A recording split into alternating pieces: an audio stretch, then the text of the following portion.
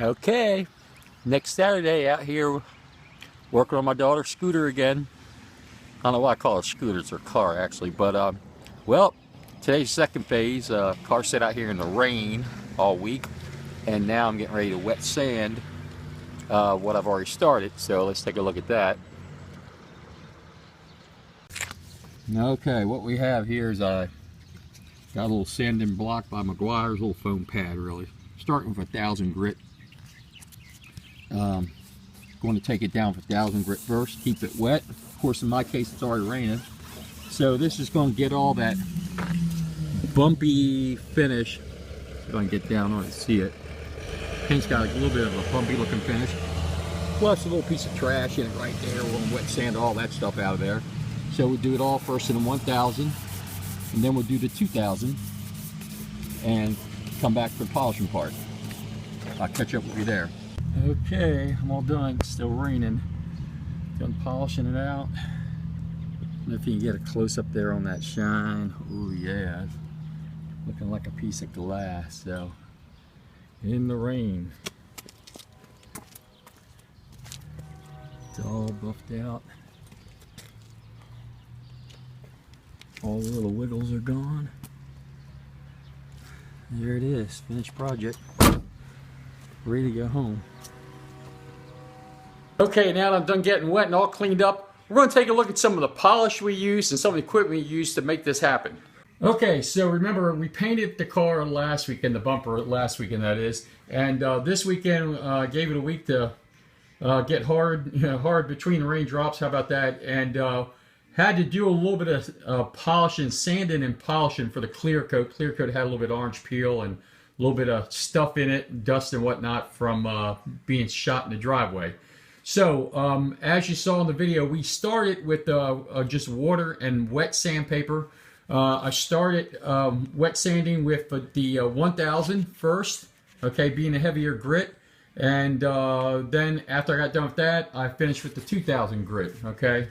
Used a little foam pad by McGuire's to hold it with. And sanding's like on the bumpers, like anything else when you're sanding it, you'll start with one grit and you'll sand until it finally quits cutting. You'll just feel the sandpaper glide across the surface. You know it's done cutting. Same thing when you move to the finer cut. It starts off, you feel a little bit of resistance, you know, as you're wet sanding. And finally, when you get to the 2,000 cut, it's just sandpaper's glide along the surface. So the thing is, have a little old empty spray bottle full of water to keep it wet while you're doing it. Okay. Then what we use to do the polishing, this is just a, now you can certainly do it by hand if you want. You got a lot of energy. This is just a little electric polisher slash buffer that I picked up at Harbor Freight. Harbor Freight makes some pretty good stuff for the Weekend Warrior projects. So, and this is an orbital, let me get that right, orbital sander. And sander slash polisher, and they also sell the pads. So I started with the McGuire's rubbing compound. Okay, this removes oxidation, scratches. It says revives dull and neglected finishes. I use that with this orange pad. This orange pad is a little more of the denser foam. Okay, it has a little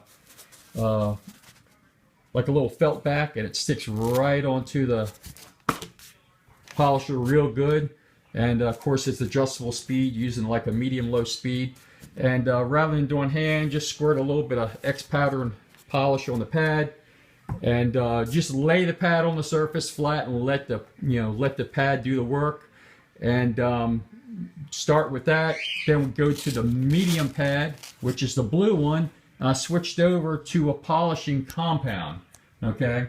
Now between layers, of course, I'm also using like a good microfiber towel. Rub off the rubbing compound first. Then same thing, I start the next round. It's with the blue pad. It's a medium softness of a foam pad.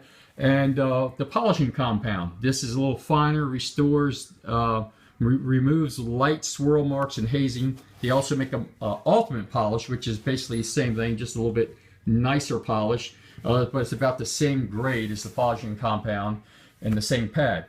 Done with that. same thing. I wiped it all with a clean microfiber towel, and then I moved on to this is Meguiar's Ultimate Liquid Wax. Okay, and we use that just a regular wax, or you can use a paste wax, whatever you want to paste wax it. And the black pad is a real soft, super fine cellular structure there, the foam pad, and that's for doing polishing. So these actually wash out in the sink, reusable, probably a good investment. Even if you want to, if you got an RV or a boat, or you even want to do a floor, wooden floor, not a bad investment. Okay, so if you were just looking to clean your car up, there's a couple of good products. I did start off doing the rest of her car with a clay bar. You know, it's called clay bar, and Mother's, this is stuff made by Mother's Showtime. It's like a quick detailer. Spray in the car after you wash the car, of course. Take an area, and clay bar is exactly what it is. It's a clay bar. There's an unused one. Here's one I already got used. I wrapped back up. And mold, press the clay out flat like a thin sponge, and spray the surface of the car, the painted surface with the Showtime glaze here, and spray that on, and just rub the putty. You know, if you got dirt in your paint, if you know, after you wash your car, if you run your hand across the paint surface, and it feels kind of rough feeling, you can actually see dirt in the paint, and don't feel smooth to the touch. Not a bad investment. Do the clay bar. You'll be surprised how good that gets rid of a lot of dirt, grime, and stuff stuck on the surface of the paint before you go into doing waxing. Okay, so clay bar might be a good one. Also, if your paint's just dirty, you might want to use something like Meguiar's. This is a simple, it's called a cleaner wax. It removes some dirt out of the paint finish, and at the same time it is a wax. So this is the paint's not bad shape. This is something you can do after you clay bar it. Use a cleaner wax, or maybe if you feel gung-ho, you can use the Ultimate Liquid Wax, and you won't have to probably do it as often. So that's a quick tip. That's my Weekend Warrior project for this weekend. And next weekend I hope to do some headlight lens restoring and give you a chance to see that.